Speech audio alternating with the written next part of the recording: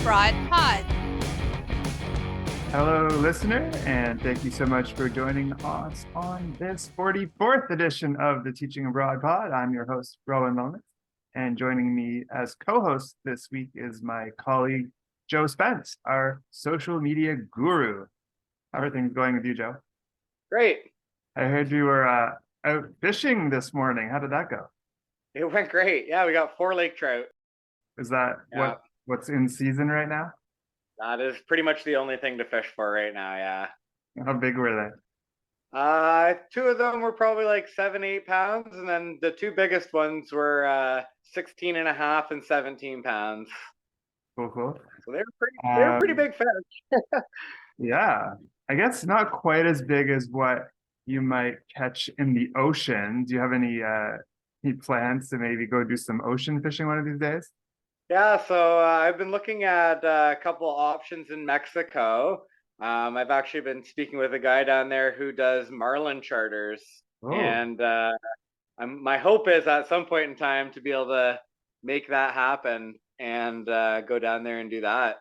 How big do they get?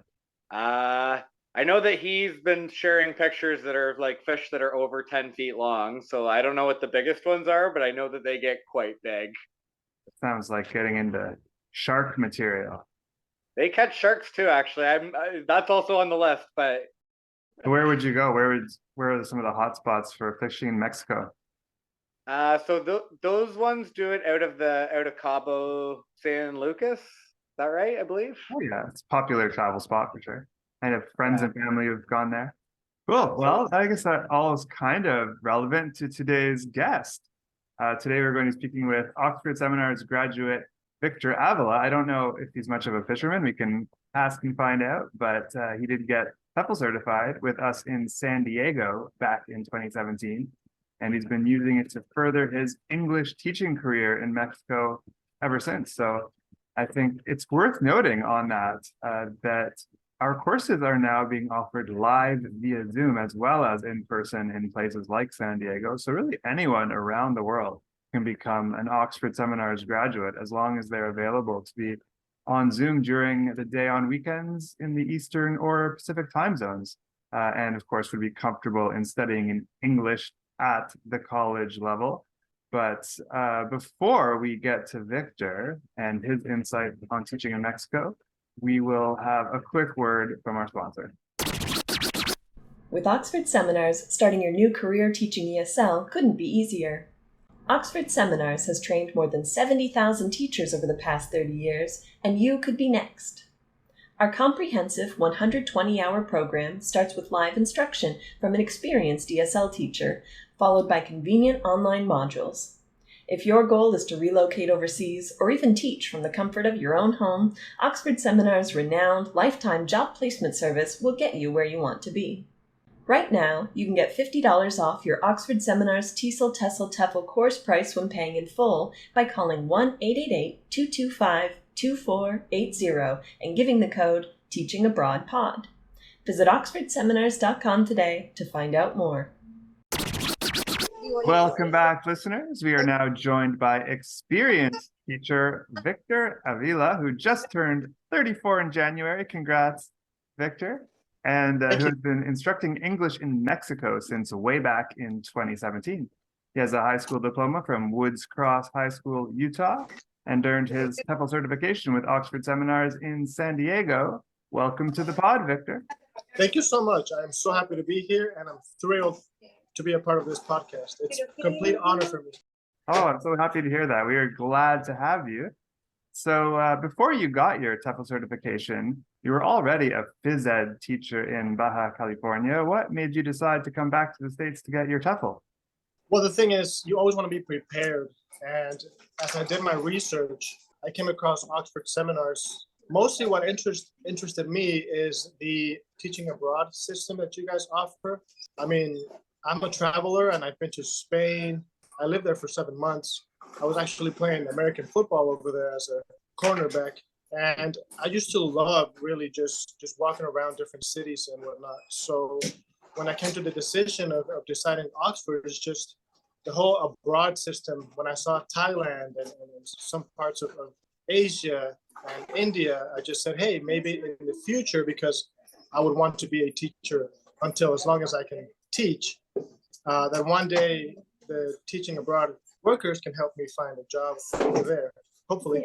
But for now, I wanted to say, hey, I'm from Mexico. So what I'm going to do is I'm going to teach kids here so they can be bilingual 100%. Awesome. Yeah. The travel bug, once you've got it, is hard to get rid of. Yeah. Yeah. How did your certification course help you in terms of your job search in Mexico, as well as in the classroom? It was amazing. I had a really good time. I think it was Tanja. I think she's from South Africa. She was my teacher. She was very keen on being early to class. So I had to wake up like at 5:30 in the morning, and I would skateboard. I would get on the trolley, skateboard all the way to the mall, and then go to the hotel. And I would be the first one there, but I would be sweating. And Tanja would be like, hey, you really want to be here, don't you, Vic? I said, yes, I do. That's awesome. Yeah. What did you find from the course was useful in the classroom setting? Overall, her experience and the way she presented herself and how she taught us, because English is crazy. I mean, grammar is pretty nuts. I mean, she showed us a video of, I think it's I Love Lucy, of how you pronounce O-U-G-H differently, like tough, Right. different things like tough, rough, cough, bow. And it was just so funny that how do you teach a kid how to pronounce something that looks the same on paper? Nice. Yeah, using humor in the classroom, things like that. Yeah. And what advice would you have personally for teacher applicants who want to teach in Mexico? What are some of the steps they can be taking to help them find a teaching job down there? First of all, just to be ready, because here kids already have a good knowledge of English. Well, because we are in a border. So most of the times their parents take them out to San Diego, and they come back knowing, well, the different signs that they see on the freeway, or when they go to a store, they know what a quarter is, the money system. So just to be prepared that they are not complete zero, and to be ready for kids that are really smart. My kids are very smart. Here in elementary school, we still give them a little bit of time for them to breathe. We go outside and play basketball or soccer, even during class. Well, because they're still kids and they still need to move and whatnot. So just to keep it active and to be ready for a really loving place. It's very warm here in Mexico. Kids will come and hug you, and they bring you gifts. And overall, it's a really good experience. Nice. That's great that you get a lot of time to go outside and learn with the kids in that kind of environment. I'm just thinking back to when I was teaching in Korea, one of my favorite things to do was to like plan a scavenger hunt where you get to go outside and find items and use the English language in a way that gets you moving and using your hands. Exactly. We do I Spy games, and I just tell them, hey, can you spot something green? Can you spot something blue? And they're very quick to pick it up. Most of the times they want to even get further into the English language, like reading, writing, and expressing their own feelings. Nice. Being from Mexico originally, you probably have some different perspectives on things to do and see in Mexico. I know I have some interest in coming there to go fishing specifically, but maybe if you can tell us what some of the best things to do, or what you'd recommend to people coming there to do once they're there as a tourist kind of thing. Most definitely. First of all, you have to understand that it's a very peaceful country. Citizens here do not carry guns. We don't have the right to bear arms. So mostly people are nice, calm, and cool and collected. They're very warm and inviting. And mostly what I would encourage you guys to do if you come over here is try the different types of foods we have, because it's just really good food. It's not just tacos and burritos. We have a bunch of stuff. Also, I would recommend if you come to Mexico that you go to the Mayan or Aztec ruins, because it's a trip. I mean, I'm talking about it's more than 3,000 years old. And once you get there and you see them, you kind of get transported in time. And it brings you a sense of, hey, what are we doing on this planet? What's going on here? The pyramid of the sun, the pyramid of the moon, and then you have Kukulkan's pyramid, which is Actually, I'm not sure if you guys know this, but Kukulkan is the Mayan god and Quetzalcoatl is the Aztec god, but it's the same thing. Kukul is feathered and Kan means snake, and Quetzal means feather, and Coatl means snake. So it's the feathered snake, and both Mayan and Aztec. That's why we have the snake and the eagle on our flag. It's not really the eagle eating the serpent. It's representing God. It's representing the feathered snake. The eagle comes down to pick up the snake, which is us, and takes us up to see the kingdom. So that's practically what it means. That's good to know. I never even thought about that before. And it's amazing, just from an engineering perspective, Exactly. what people were able to accomplish back then with very little in the way of machinery, or it was all through their knowledge of the stars and of the physics of the earth and things like that. It's quite astounding. It's beautiful. So yes, if you come to Mexico, you have to visit some of the ruins, Mayan, Aztec, eat some food, and just relax. Go to a beach and get a beer. That sounds like my favorite thing to do. Speaking of food and drink, you mentioned, it's not just tacos and fajitas. You're not going to Taco Bell. What other kinds of foods and drinks should people be looking for apart from your standard tortillas and cervezas? Most definitely. Well, we have different types of food. Not everybody here likes chili, and not everybody likes spicy food. We do use a lot of tortillas and beans, but it's not everything we use. There's things called enchiladas, which is chicken and a little bit of salsa, green salsa, but it's not spicy. And then we have something called mole, and mole is kind of made with different types of chilies and chocolate. And it's really dark, and it tastes really chocolatey, and it's very, very good to the taste. I would recommend you eat that. We have all different types of fish. And there's another one if you go to Mexico City. I'm not sure if you guys know this. It's called chile en nogada. And it's really a chili that is not spicy, and it has on top this type of cream, which is made of hazelnut, I think. And it's just really, really good. Nice. Now that you mentioned mole, it's something I still haven't tried, but I really should. I hear. Make sure you taste sweet mole, because there's a sour mole and the sweet mole. The sweet mole is addictive. But that's like a way to use chocolate in your dinner. It's not just for dessert, right? It's for savory foods as well. If you come over, I'll invite you to my house and I'll make some mole for you. Oh, I might hold you to that. Thank you. And drinks, we have lots of drinks. We have something called horchata, which is rice water, and it's probably my favorite. Rice water, huh? I'll have to look for that next time I'm really, in Mexico. Really good. I'll Google it right after this call. Back to more kind of classroom stuff. How do you find your students behave in the classroom? What kinds of tips and tricks did you have to share with junior teachers in terms of keeping the class engaged? That's a good question, actually. Especially when you have the first day of school, because kids come with a bunch of energy and they want to talk to each other and they don't mind the teacher that much. So what I do is I say, class, class, and they say, yes, yes, eyes on me. They say, eyes on you. Stuff that I can say and they can repeat. I say to infinity, and they say and beyond, and they do a dab. So that kind of gets their attention. And also, if they want free time, which is going outside to play basketball, I do a strike system, and it's for the whole group. It's not like if one kid is talking and he gets strikes for himself. No, it's the whole group.